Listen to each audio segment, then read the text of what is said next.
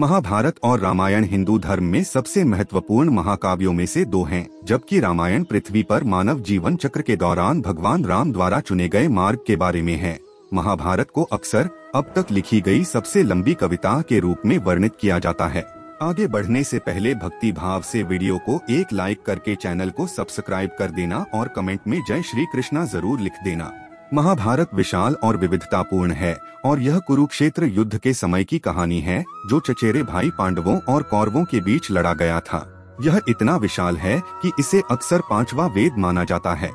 भगवत गीता 700 श्लोकों वाला एक हिंदू धर्म ग्रंथ है, जो महाकाव्य महाभारत का हिस्सा है।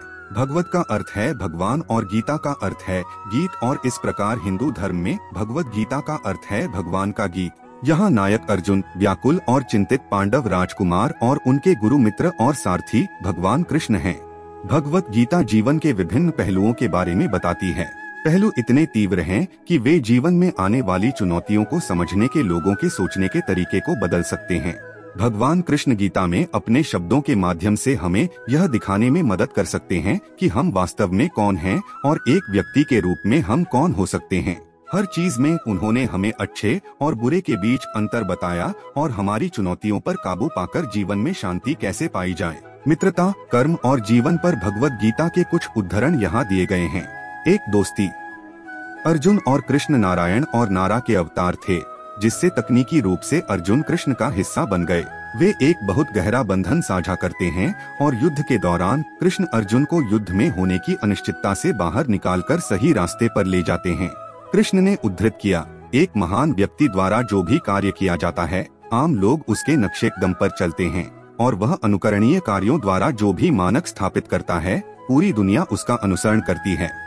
गीता हमें कर्म और धर्म के बारे में सिखाती है। अर्जुन कुरुक्षेत्र का युद्ध लड़ने के लिए तैयार नहीं थे, क्योंकि इससे उनका खून और आंसू बह जाते, लेकिन कृष्ण ने अर्जुन को ऐसा करने के लिए मना लिया, जिससे उन्हें एहसास हुआ कि कौरव गलत पक्ष पर थे और कर्म और धर्म का संतुलन बनाए रखना था। ये लड़ाई तो लड़नी ही थी। इस प्रकार कृष्ण अर्जुन के एक महान मित्र और साथी होने के नाते उसे खुद पर विश्वास दिलाया और साहस और वीरता के साथ उसे विजयी बनाया। 2, कर्म। भगवान कृष्ण ने कहा, कर्म का अर्थ इरादे में है।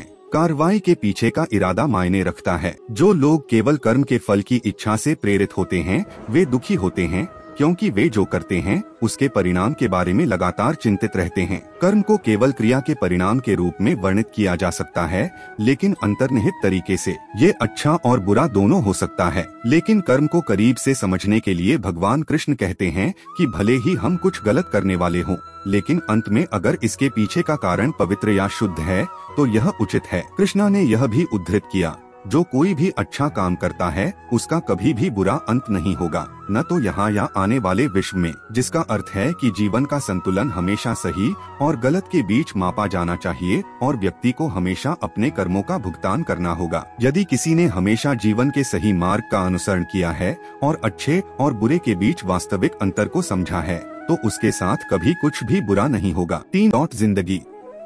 काम, क्रोध और लोभ नरक के 3 द्वार हैं। भगवत गीता में भगवान कृष्ण ने हम लोगों के जीवन को सामान्य रूप से देखने के तरीके में एक नया आयाम खोला है। वह हमें उन बुनियादी जीवन मूल्यों के बारे में समझाते हैं जिन्हें नजरअंदाज करना बहुत कम होता है, लेकिन बड़े पैमाने पर लेने पर वे हमारे जीवन पर बड़ा प्रभाव डाल सकते हैं। उनका मानना है कि जीवन के प्रति बहुत अधिक वासना और लालच हमें अक्सर यह भुला देती है कि हमारे लिए क्या पर्याप्त है, और जो चीज हमारे पास पहले से ही प्रचुर मात्रा में है, उसके लिए अधिक से अधिक प्रयास करते रहना कभी भी सबसे अच्छा विकल्प नहीं हो सकता है। उनका मानना है कि बहुत अधिक गुस्सा हमारे मानसिक संतुलन और सोचने की क्षमता को नष्ट कर सकता है और शांति के माध्यम से हम सही रास्ता खोज सकते हैं।